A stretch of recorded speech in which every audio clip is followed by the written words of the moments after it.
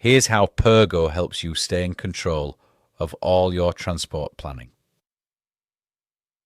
It all happens in the transport module, where you manage job planning, allocation, and tracking in real time. You've got loads of flexible tools to choose from, like the job list, job allocation board, and live tracking, so you always know what's going on. PurGo handles hazardous waste too, and it can auto-generate consignment notes. Tipper jobs? Yep, you can manage those as well. If you need to make bulk changes to a round, then you can use the round planning tool.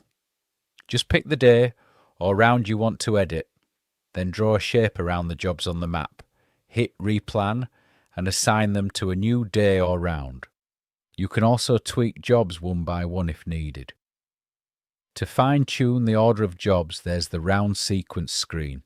Pick your round and day and use drag and drop to place the jobs in the perfect order.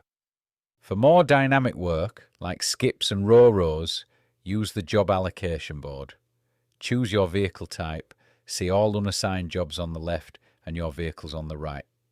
Then just drag and drop jobs where you want them. You can even resize the layout to fit how many vehicles you're working with. PurGo also covers the supporting stuff.